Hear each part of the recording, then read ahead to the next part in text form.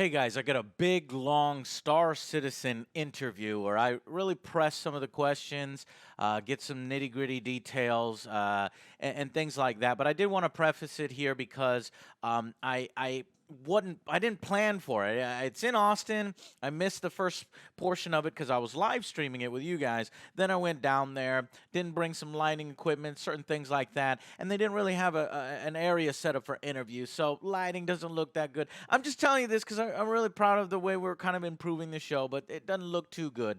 But I did my job, which is basically asking them some of the tough questions, letting them talk a little bit about the features that they're showing off and things like that. But we mainly had a lot of concerns about the economy, the prices of things, and things like that. So that's why it gets a little long. The first guy, Brian, couldn't answer those questions. I do a second interview, and the second guy, Tony, was able to sort of go into those details. Now, I'm not going to give you any sort of final impressions, angry rant, or what I actually think of the whole thing. That's going to be in a separate video where we give you our personal breakdown, because obviously I can't really do that and mix that into the interview. So I want to kind of leave this out here for you guys, and hopefully it's an enjoyable watch for people out there that are wondering what the heck is going on with Star Citizen, how long has it been, how long is it going to take, etc., stuff like that. People like me, because I originally backed it, I think 2011. I have no idea. Okay, so I hope you guys enjoy the interview. Sorry about the quality, but that will improve in the future. Okay, thank you so much, and please enjoy the interview. Hey guys, Angry Joe here, and I'm with Brian Chambers, the development director in Cloud Imperium Games for Star Citizen. So we just saw the keynote. Yes. For 2018. By the way, you guys have been doing this how many years now? We've been working hard for a while. Yeah. Yeah. Let's just put it that way. And I came to the first time that you guys had a convention in Austin. Came to that one. Yeah. Was real exciting. And then I kind of fell off because I don't know what's going on with the game. People like me who backed it, initially, have been waiting a long time. Yep. And then I heard rumors that this one might be, super exciting. There's some stuff going down. It's our biggest show yet. Exactly. I came, checked it out. The keynote was awesome. Like, I did not expect a lot of the stuff that you guys showed off. Yeah, we actually, I heard it from a lot of people before the keynote. They were like, man, you guys did a really good job of keeping your lips tight. We don't know what we're going to see, but we've heard stuff. Yeah. Right? So, like, coming from the outside looking in, because I'm expecting a space sim to be delivered to me. Absolutely. What I saw here is I saw ground combat. I saw almost like an RPG. We're going through a town where there's a large focus on immersion as we're going through the hub areas. And we got a mission in specifically with a satellite. We got to find a downed satellite. And I was wondering, is this one of those missions that's this is single player we're looking at, or is this multiplayer? this is both. I mean, you can grab it by yourself. You can go in with your friends and attack it. And it's just one example of a type of mission that we put together. We'll go through, we'll look at all the elements that we're putting together, the transit system, right? How doing this, if we're putting in new animation mechanics or what have you. And then we go, okay, cool, how can we craft that into a mission that we can show off all these elements? There's a lot of systems going on here. I think Star Citizen has gotten bigger and bigger and bigger since I contributed. And I think that's led to a few delays of the game and some restarting of development work on the game. So some people are getting impatient, some people are getting a little upset that it's not out yet. But can you explain why that is, that maybe it's not yet ready? I mean, when I look at it, and I'm really close to it, right? I've been on the project for over 3 years now. I don't see anything as necessarily restarting, but when we look at when I joined, and we looked at systems that were in place, right? And we said, as an example, AI. Where do we want AI to go? How immersive do we want this to be, right? And Chris Roberts set the bar of where it's going to be, and we all said, cool, we understand what the vision is. Once you looked at the tech that was there for AI, we knew we had to build up the foundation stronger. We needed to put what we've put together called subsumption to be able to get the AI to the level that it needs. And we've tried to be as open. Is the AI challenging? Because that's one of the things I saw in the keynote. They look kind of, they weren't taking cover or anything like that, but is that because it's an alpha or what's going on? Yeah, absolutely. It's early on. I mean, the base for subsumption's done. subsumption covers all the AI behaviors from combat AI to even ship AI, right? So it's there, but there's a reason why what you saw today isn't out in everyone's hands yet. Yeah. We still need to get it where it's massaged, it's those transitions and everything are really, the moment it's off, you lose the immersion. Yeah. Right? And that immersion for us is huge. I mean, the game looks amazing. I want Star Citizen to succeed. Yeah. Obviously, there was a little bit of, embarrassing moments. It crashed when you're drinking Absolutely. coffee. I mean, what happens when we go into fleet battles if you're crashing when you're drinking coffee, right? You know what I'm saying? But it's alpha. And so that's why I was giving you a chance to sort of explain to backers like me who have been waiting for 6-7 years now, like, if you had just said, yeah, we had to restart a few times because we want to get everything right. We injected planets and we're doing this and that, that would bring my fears at rest. You know what I'm saying? But if you've just been kind of spinning your wheels on the same thing, then it's like, what's going on here for 6 years? You look at everything that we built up from physics and from AI, getting the procedural tech in place, then creating the tools to be able to get the procedural tech to work the way it needs to. Right. Even the level of getting, and there's probably new challenges. To get the biomes to work on the planets and to get VFX tied into those biomes and the night and day and the new physics grid and so on and so on and so on. Yeah, there has been a lot of work that was put into this that was maybe initially, not looked at the level of detail it is. Now with the team the size we are, I know the team intimately. Right? I know what the vision is, and I know where we're going and what we're doing, right? More than confident that we're going to get there. Right. And I think you're going to see, I know you're going to see the pace get more and more and more, right? Excellent. Just this last week, when you look at PTU, which is our early test bed, right? We stepped it up with OCS, object container streaming. It's getting more and more mature. We got a build out there for people to beat up. We've been pushing twice a day now. Yeah. So twice a day, people are getting a new build, right? Okay. If I go, well, from what I've heard go back years and years, I mean, okay, here's a build here. Yeah. Here's a build here, right? The amount of work that's getting put in successfully, and then compiled into a build and pushed out to the public, that pace is increasing. You guys are focusing on that transparency, yeah. that constant updates to the community. 100%. But from what I've been hearing, it's mostly like a tech demo kind of thing where you have different aspects where you're going in and you're experiencing this. I'm wondering when I can come in and be like, let's play this thing, and this is this is the Star Citizen experience. Is that 3.3? Is that 3.4? Is that 5.2? Is that 6.7? What is that? There's nothing you can really pin down because with the PU, it's always going to grow and grow and grow. PU is the persistent universe, right? So if you look at the persistent universe, that's going to grow and grow for years and years, right? You'll see we have a roadmap that takes it out for the next couple of releases, so we're transparent on what's going to be there, right? People will get an indication. We're getting more and more sandbox stuff that's in there. I mean, people can play it now. Yeah. However, limited in the full scope, and it's not what the full vision is, right? We know that, but again, a team of 450 developers. Right. Can I stand here and give you an exact date of when you'll have the best experience? No. Right. Right? But I'm confident with the team we have. Every day we're working our butts off to push it further and further and further. I do see the work. Some people will say, okay, once there's 5 systems in, we're good. Other people say, no, just 2 are good. Some people say, I want 50. Dang, so it's man. really everyone's interpretation. Right. But I know, I've seen the roadmap. I know where we're going. Yeah. I know the steps we've taken. And I would say over the last couple of years, we have worked incredibly hard to build that foundation up on the tech side. Right. Again, with physics, with the base rendering, with animation, you name it. Yeah. And so from what I saw in the tech demo, like I said, I really enjoyed it. If that comes not a out. tech demo. Okay, Just from to the clarify, demo. Just to clarify, But it's a demo, right? It's a demo. Is that mission in the game? It's in the game at the build in my office, yes. Okay, cool. We just haven't given it to you yet. So Right. what Chris said, which is honestly true, what we showed you, that's the build that we're working with. Right. Right? That content is in there. Okay, perfect. There was nothing fake there. I know, nobody is claiming that it's fake. I know. What they're saying is why it takes so long, and it's because they've restarted development a few times to get some. I understand challenges. Hey, we gotta fix things as we do. There's not been a game like this before, honestly. I can't think of one that is this ambitious. You know what I'm saying? That's so obviously, that's one of the reasons I'm here. Right, exactly. It's, you know. Well, you gotta. Ooh, I don't envy your job, boy. No, I don't want to do anything that's okay, easy. but I do have to ask the hard questions and brass tacks. Absolutely. Towards the end of the demo, like I was enjoying it. It the music, whoever you got for the music, excellent. It was reminding me of Blade Runner. The elements to it look like, you know, a little bit of Deus Ex, a little bit of Mass Effect. So these are all good things because it helps players immerse themselves in the world. Absolutely. However, at the end, I was like, wait, what?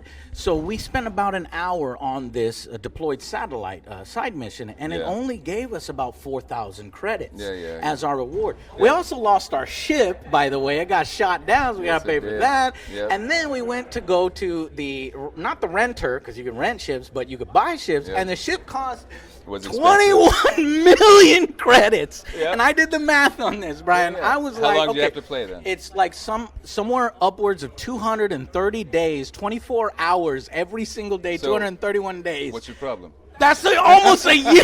Are you kidding me? Are those numbers accurate? No, they are because not, obviously not that is geared towards, not accurate. hey, you pay us $750 for the ship rather than grinding. I think just what you saw there was that system's in place, right? You do a thing, I earn some. I can go to a thing, I'd buy something, right? All of those numbers in the commodity, they all have to be tuned and balanced. Now, there's just so many questions is what I'm saying. We're going to have some stuff that, it's special. It's awesome. You're going to need this thing, or you'd be a huge advantage if you had this ship, and it's really expensive. So I don't mind grinding for weeks, maybe even months. But years? People have jobs and things they need to take care of. So I'm just worried about how the economy is going to be balanced, is what I'm saying. No, because it's gotta be a lot of work. We got to look into it and dig into it. If I'm spending that much time, or I'm spending $750, and somebody comes over and steals my ship, in half a second, my $750 ship is gone. Can you explain how that would work? Because these are serious concerns that people saw from the demo. They're like, okay, my ship is very expensive. I don't want to lose it. So if somebody steals your ship, what then happens? Does it disappear the next day? These are all, first of all, as far as, you know, how much do I get and how much does it cost? You don't hold that as proper. We're not going to make somebody play for 3.5 years or whatever you said to earn the Kraken. You know what I mean? I want the Kraken. I want it now. But $750, damn boy. You know what I'm saying? And so also, I mean, can I steal a Kraken instead of spending, you know, that much money, and then I've got a Kraken for the Angry Army? You know what I'm saying? Or does that Kraken get taken away from me because it was only like on loan for 24 hours because I stole it? You know, that kind of stuff is what people are wondering now. I think in the coming months, we'll get more and more information. On that, right? Okay. Cool. These systems, as we showed today, it scared me. That's why. That's why I was like, "What the?" They're getting more and more mature. Okay. Right? As they get more mature, and what I literally was just having this discussion with Todd Pappy earlier today after the demo.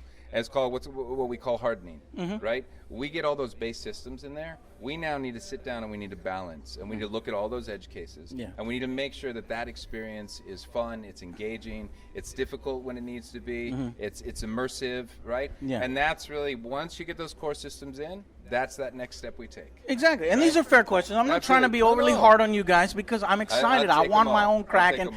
If I'm at $750, nobody better take that away from me, and then I never have it again. So can you explain the insurance?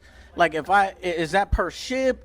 Like, how does the insurance work? You don't know how the shit. Dang it, man. These are things that we need to know. When are we going to know? Well, you'll tell us. Well, it probably wouldn't be me, but between Tony and Todd and all of them and the way they work out the systems and how it's designed, if they were here right now, they would give you answers. Todd would talk for an hour on how insurance works. Right. Yeah. So you guys are going to have to think about this when you open it up to, hey, Star Citizen's ready, come play. Absolutely. No, I totally agree with you. Have you guys thought about that? 100%. Okay. I mean, we know what we're doing and we know where we're going, right? The act of creating a new system, right? The concept of that system and how it's going to work on paper is just a small portion of it. Then you get in all the portions of how does this work in conjunction with everything else? How do we put this in play so the player doesn't, get screwed over during gameplay. Right? There's going to be parts we want you to grind. There's going to be parts we want you to be difficult. Right. There's going to be parts where I don't mind a grind. No. There are other games out there that have a grind. You got to watch your stuff, and if you don't, sorry. Right. So it's a bit of a balance. But I mean, you're fair to ask the questions. Yeah, 100%. Thank you. And one more question, and I'm sorry, it's just all right. So the fast travel, right? Yeah. How's that gonna work? Because I see the first few times I'm gonna do what y'all did in the demo. I'm gonna be like slow, and I'm gonna be looking at this and be like, oh, that's real nice, and then I'm gonna jump. But then the fifth satellite or whatever mission, I'm gonna be like, okay, I got my thing. Let me fast travel to this city. Can I go from this city on this planet to fast travel to another city on another planet instead of having to get on my ship, fly for 30 minutes, and do that? So we could. There's fast travels. If you're just on planetary travel, there's going to be certain options, but from planet to planet, there's different options. Yeah, I was just wondering if that was a design decision where it's like we want to force players into the immersion that yes, you have to drive and you have to do. I will tell you to some of it, I mean, when I'm on a planet and I have a certain ship, I'm going to max out at a certain. There's a certain amount. Yeah. Of course. So we even have this discussion when we show this current mission that we did today. We go, wait, going from here to here, that's going to take like 12 minutes. Right. Are we sure we want to do that? Yeah. But we make the choice because we like. So what was the choice? No, the choice was absolutely. You got to do it. Let's go A to B because it's what it is. Yeah, it is an immersive RPG / space combat simulator. That RPG element is coming in real hard.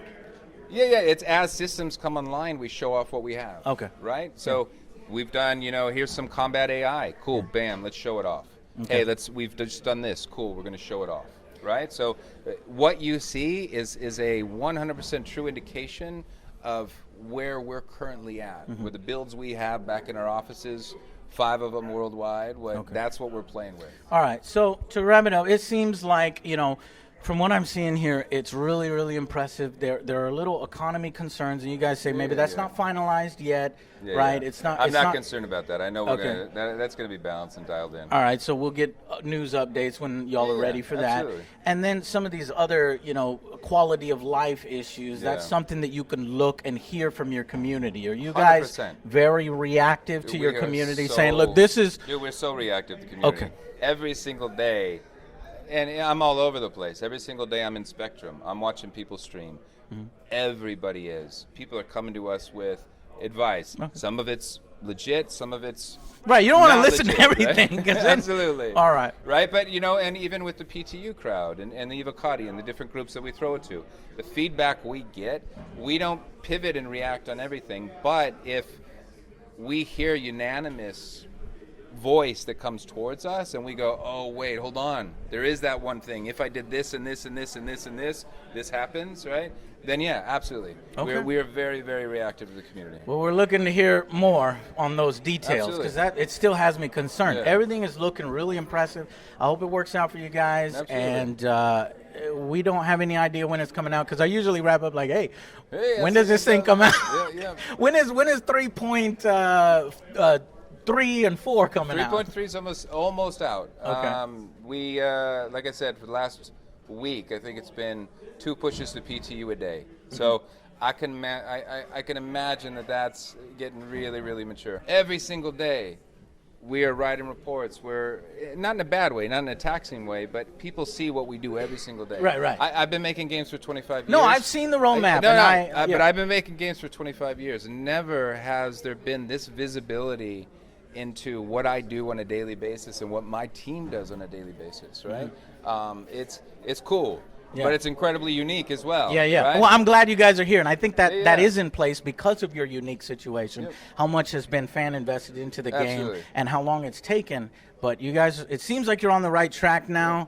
The music is amazing. The visual, I gotta give props to the art team, man. Like the way it looks is the environment art team's amazing. Amazing. So amazing. The level of detail they go into every single texture that's there. And a lot of those biomes that you saw, that's procedurally done. Once we've generated these assets, we have a way where I will forgive some of the glitches just to get this thing done because I think it's amazing what you guys are doing. I hope it comes together technically. Because the demo was a little glitchy, but you got some time to work on that. But Thank you so much, Absolutely, Ryan, dude. for No, being it's a so pleasure. cool It's a and pleasure, taking dude. all these questions, Absolutely. man. But these are the Anytime. questions that were asked to me to ask to you. So Bring them all on. thank you so much. Absolutely. All right, Thanks, guys. We'll see you on the next Angry Joe Show. Hey guys, Angry Joe, and I'm back. I'm here with Tony, the director of the Persistent Universe for Star Citizen. And one question I asked Brian that he said you would be the guy to ask on that. And I want to be 100% fair and get all the information out there. Was pertaining to the insurance for your ships. Now, like I told him, I really enjoyed the keynote, the 2-hour demonstration. It was amazing. It looked great. And then right at the end, it concerned me because it was like the economy was like, hey, this ship is 21 million credits. The mission we just did for about an hour was only 4,000 credits. So I'm thinking, okay, let me say I do put in the time to grind, or I purchase that ship on my own because I don't want to do the grind.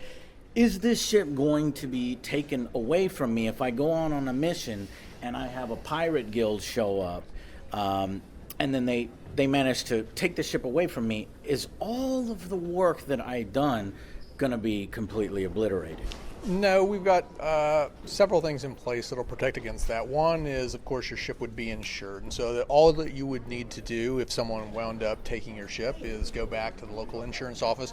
You file a claim. At that point, the ship becomes marked stolen. Anyone flying around in it would start to attract the attention from security, etc. So their life becomes more difficult. You, on the other hand, would now get a replacement ship issued to you free of charge if you've got LTI insurance.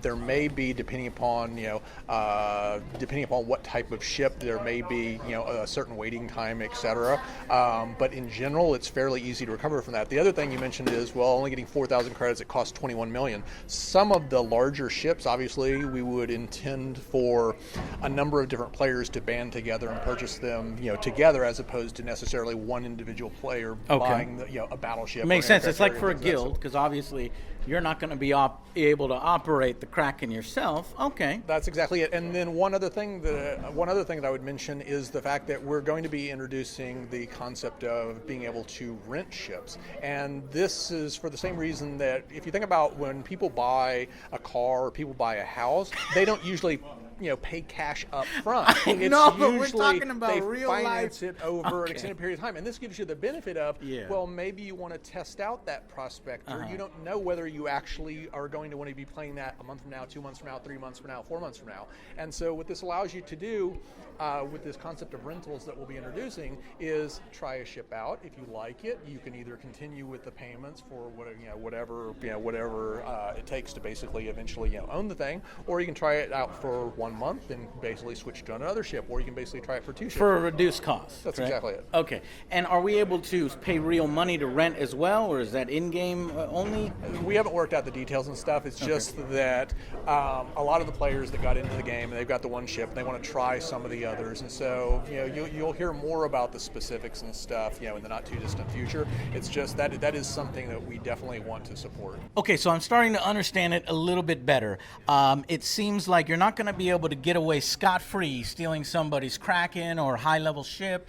That you're always going to be tagged as a pirate or as a stolen illegal property, and so it's going to be sort of, you can hold on to it. It's not just going to disappear, but it's going to make your life a living hell. It will, and I actually talked about that in the chat that I just gave. I actually went into some detail about this and mentioned how we're going to start introducing anti-theft devices so that it's not as simple as just sitting down in the pilot seat of someone else's ship and then basically taking off. These ships represent tremendous stores of value, and so it is going to become considerably more difficult to basically take someone's ship. And even if you do wind up taking that ship, like I said, it's like all they've got to do is basically go file a claim on it, and all of a sudden it becomes stolen property. And once it's marked as stolen property, then your life really does become a lot more difficult, because once you've got a stolen ship, it's not this way now, but I mentioned this in the chat that I just did. At that point, the law-abiding shops, repair shops, the refueling, things of that sort, they're not going to want to deal with stolen merchandise, and so you're going to have to traipse off to the lawless frontier or the criminal areas in order to have your stolen ship get serviced, refueled, repaired, reloaded, etc. And of course, the prices out there are going to be more expensive than what they would be in the more secure zones, etc. And so there's going to be a number of different ways by which we're going to attack this particular problem. Okay, giving me a little more confidence. It seems like there's a whole system in place to build this out, because I had people coming up to me, because the impression I got from the keynote afterwards is like, wow, this is sort of a little bit like the Wild West in certain aspects, and that's really scary to put in any amount of time investment into it versus a sort of a directed hold your hand experience through scripted events. Yeah, right? once you've purchased the ship, then there's really no real. The biggest danger that you would face is if you've filed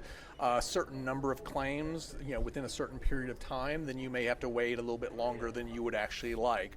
Or if you've got really expensive, an Idris, but of course an Idris is a different type of beast altogether. Right. You're not usually going to be out flying your Idris solo. It's going to be you and 50 or 60 or 80 other guys. Right. And so if that Idris actually gets taken over by some other guys, and it takes you several days before you can actually have insurance fulfill that replacement, that's not really that out of the ordinary. You're talking about, once you're starting to talk about battleships and aircraft carriers and stuff like that, you're not really going to tend to lose those things as easily as you might a Hornet, to where I hop out, I basically go into the base, somebody jumps in the seat, they take off, and I'm basically saying, hey, wait, what just happened? Right, like Anakin Skywalker taking that anyway, so I was just thinking, I had a few guilds come up to me, or clan members, they're like, hey Joe, man, tell you what, and they gave me their card here too. They were like, look, if you want one of them ships, come to us and we'll steal it for you, So I was like, damn, man, this is going to be like the Wild West. And I'm like, if they could do that for me, and I'm going to be streaming, I'm going to be flying my ship, we're going to be doing our thing, I'm going to be a huge ass target.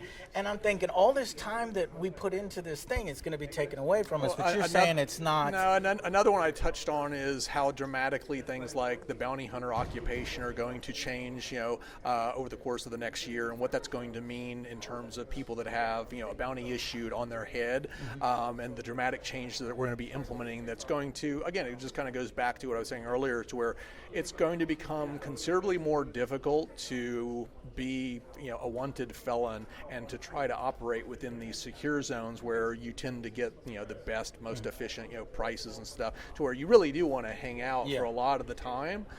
It's going to become a lot more difficult. And so, since you're in sort of a little bit of the insurance department, or at least you're overseeing some of those design decisions, are you really paying attention to griefing? Because I'm really worried that, the experience is going to be ruined because it's so Wild West that, people will just be constantly doing these types of things. What have you guys implemented besides insurance that may alleviate some of that? You talked a little bit about anti-theft systems. Yeah. Like, what is that? You walk in the ship, you touch the controls, it blows up, or? Well, you're right. It is Wild West, but that's basically just indicative of the way that we're trying to roll the stuff out as soon as we have it, and then we basically iterate and add all these other layers. And so what you have right now is you can basically spawn your ship. I can fly off. Somebody can right now very easily steal it. I can very easily get a replacement. That ease of replacement is going to persist, but the pressure exerted on the people that are stealing things, and I mean this not just in terms of bounty hunters will be more drawn to them. They will not be able to get that that ship service within secure areas. They're going to pay higher prices to maintain it.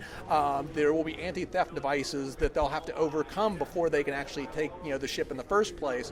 All of these things. Again, referring back to the talk I gave earlier, directed bounty hunters who are, even when they're within a criminal area outside the jurisdiction of a secure zone, etc., if the price on their head gets significant enough, and it would if they actually stole a really expensive ship, then the game would actually be sending NPC bounty hunters out towards their area. In addition to player bounty hunters.